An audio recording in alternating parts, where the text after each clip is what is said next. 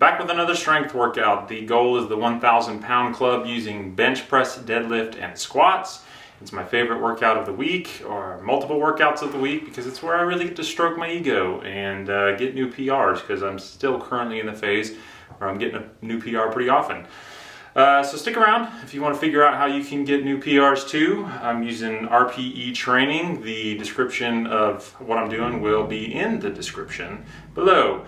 I will also be discussing and telling you why you should look forward to the hard and challenging times in your life. You make a lot of growth when you're in the struggle of working out, just like you make growth in other areas. So I'll talk about that a little bit later. If you're interested in that, stick around. If you just want a workout to do, then go look at what's in the description and turn this off and go do a workout. I don't care. Just do what you got to do. Take care of yourself. But I hope you stick around. All right, all warmed up here, going for the new PR of 323.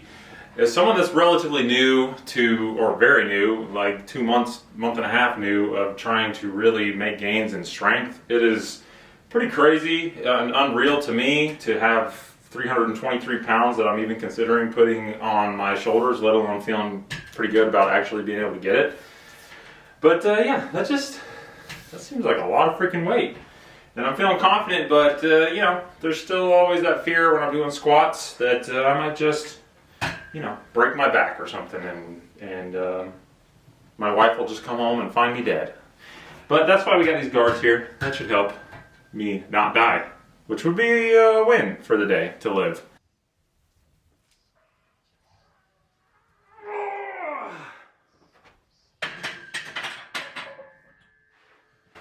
Woo! Had to grunt that one. Depth is very questionable. If you're watching this and you think my depth is shit, because it very well could be, just call me out on it. I'd love to know. I would love to know from you, because you know, I only have like 5 subscribers, so it'd just be nice to talk to anyone, so I don't even care if you're talking shit about me, so just talk to me. I'm not as lonely as I sound, I promise. But I'm happy to hit 323. I'm pretty sure I'm going to count the depth. Look, training by myself, trying to learn, not self-taught, because I don't think you're self-taught unless you actually just figure everything out on your own. I am watching YouTube videos of professionals and people that know what they're talking about, so not self-taught, but hey, I'm just in my own custom $500,000 gym, figuring it out and lifting more weight. The goal again is a 1,000 pound club, and an extra 10 pounds on the squat puts me about 30 pounds off. That's pretty awesome. About a month and a half ago, I was like 170, 180 pounds off, so making good progress. It's fun.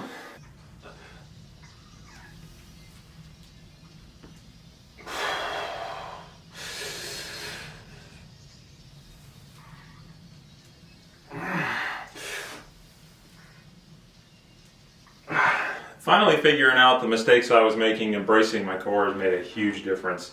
I know I'm still making other fundamental mistakes when it comes to lifting. I don't think it's anything that I need to be worried about in terms of injuring myself, but I'm sure I could be stronger now and obviously build a stronger foundation now if I did kind of correct those things. Because I feel like I still lean a little bit too far to the right at the bottom, maybe have a little bit of a twist at the bottom too sometimes, but man, just properly bracing the core makes a huge difference. Stop doing the duck butt, the hot chick butt, and stop hurting my back. That's been the nicest thing. On top of the gains, I'm just not injuring myself anymore. So, you know, if you're doing duck butt like I was, then tuck it in. Tuck it. Stack it. One of my favorite aspects of fitness are the amount of ways that it can positively affect your life outside of fitness. For example, better discipline by just showing up every day or every other day, whatever your schedule is to go to the gym. You're just building discipline that can be applied to other areas of your life. Better health, you know, obviously if you're focused on getting cut or even you know, getting stronger, you need to make sure that you're well, I guess maybe not. Sometimes a cut can be kind of unhealthy depending on how you do it, but you're trying to get more protein in, which is generally a good thing, because It probably means that you're eating less sugars and stuff just to make sure that you're getting the amount of protein in that you need. But something I don't hear people talk about very often with fitness is just the mental a mental effect that I kind of think has helped me a lot in my life. You know, people talk about the feel-good effect of fitness. I've talked about that myself too, just how you feel better, and you know, you might look better, or after a workout you have a little bit of that high just because you accomplished something and you're working towards something that we probably all have experienced at one point. Even after years of working out, I'll never stop. But it's still hard to show up every day just because, you know, there's days you're tired and you just don't feel like doing it. And even though you're kind of warring with yourself because, you know, you do want to do it because it's towards your ultimate goal. In a sense, you start looking forward to challenging things, because if you're trying to progress towards more strength or size, you have to hurt yourself essentially. I mean, you have to cause self-pain. You have to do grueling workouts, and you kind of become addicted to it in a sense. But you know, if you kind of look at the deeper meaning of that, it also helps to show that you should look forward to challenging things. Because just like fitness, it's when you are in the biggest part of that challenge, when you're trying to do that last rep or two, or you're trying to push for a new PR or whatever it is that you're trying to do, that's when you have to put in the most effort. And for us gym junkies that have been doing it for a long time, it's easy to do that in the gym, but it's hard to do that in other aspects of life. You know, it's hard to look forward to the really, really shitty day at work, or you know, if you're in school, to look forward to the hard exam, or just whatever it is that could be an upcoming challenge. Because that same principle applies to all aspects of life. You have to get through the tough times in order to grow the most. You know, life is a muscle that you're breaking down and building. And that's something that I was actually better at a couple years ago. I've regressed. My father-in-law had leukemia, and he had to get a bone marrow transplant.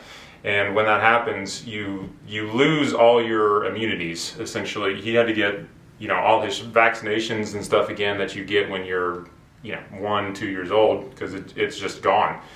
But this was in the height of COVID, when COVID was still really scary for elderly especially, and he was in his 60s, late 60s when this was happening. But he had the bone marrow transplant, and then he got COVID within 2 months or something. It was still so early in the process that he didn't even have a chance to get vaccinated with anything. So we were really worried. He was staying at our house, my wife and I's house, because his wife and son had gotten COVID, and so we were trying to avoid it with him, but he ended up catching it anyway. And so I ended up taking him to the hospital at like 12 a.m. And, you know, I told my wife at the time, you know, you might want to say bye. Like, this could be the last time you ever see him. So it was a scary situation, and it didn't faze me. Like, obviously, you know, I love my father-in-law. He's a great man. So I didn't want to lose him. So I don't mean it in terms of it didn't faze me whether or not he would die, but just as like, in order to flip a terrible situation into a way that can help you grow, is like, okay, as a man and a father and a husband, I want to be the backbone of my family. I want to be able to be that rock that people can lean on in hard times, and that's the way I was viewing it. And it didn't faze me at all, and I guess I've turned into a little bit of a pussy since then, because I've gotten soft. So part of the reason for, again, these YouTube videos is to try and help me toughen back up and stick to something I think is healthy for me, and hopefully help you along the way. So thanks for listening to my rant and my story.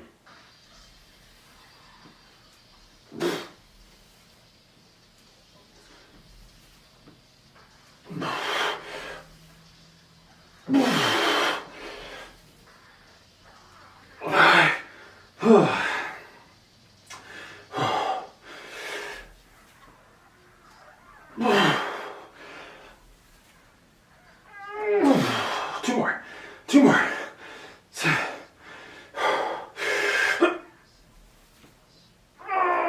8.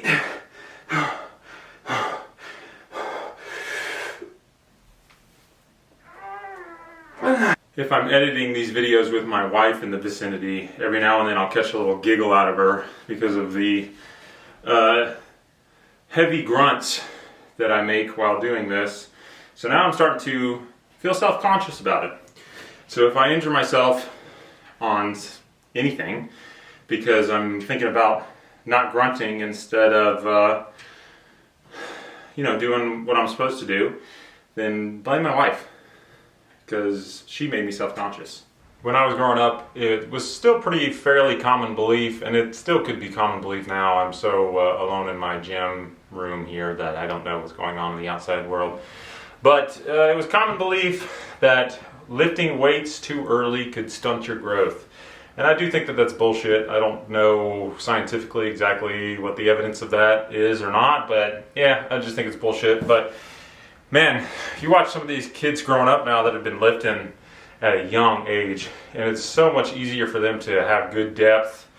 And well, I guess it's mainly just the depth, because you still have that hip and ankle mobility from being a kid, that if you start weightlifting earlier, it really helps with depth and just good mobility overall to maintain that getting started at a younger age.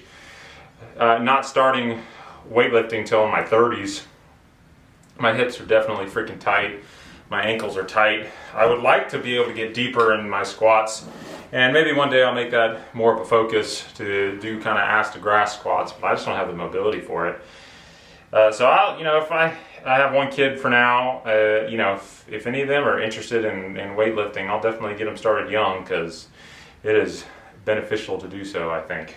There's this girl, 21-year-old girl, I think some of the elite strength athletes already think that maybe she's the best female powerlifter of all time.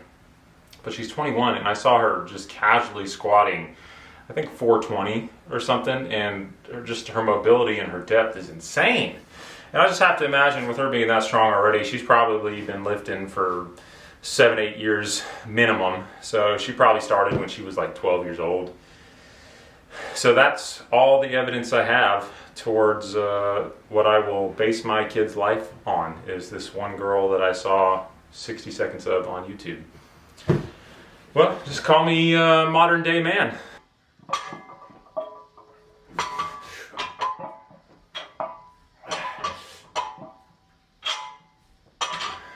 So as you can tell, when I'm doing these rows, when I'm getting it off the ground, I'm definitely cheating into it, because my focus on these is not solely on my back.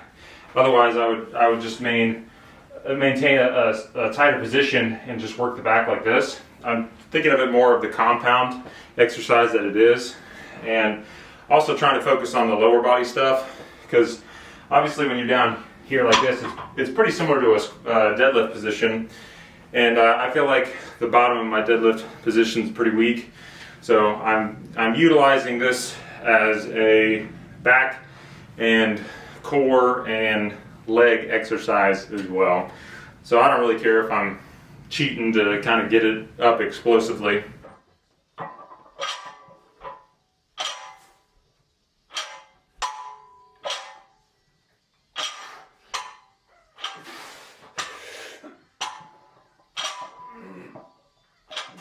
I'm probably not going to get as much of a workout in today as I wanted to. That is the wonderful benefit of procrastination, as I'm one to tend to do in all aspects of my life, and maybe should be something I fix. I don't know, I've seen TED Talks or whatever about how procrastination can actually be a really positive thing, because you can make most things pretty positive if you put the right kind of spin on it. But I like procrastinating, because as a low energy person, I shouldn't say that, I don't want to identify as a low energy person. I try not to identify as anything as much as possible. But as someone who frequently struggles with low energy currently, that's how you put it, the procrastination of holy shit, or the feeling of procrastination of holy shit, I gotta go now, otherwise it's not gonna get it done, gives me energy. And I feed off that. So that's what I'm doing.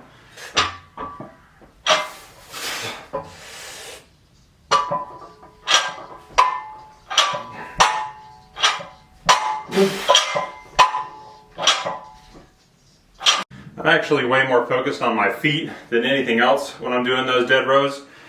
I mean, like anything, any sport or anything that requires lots of physical exertion starts with the feet.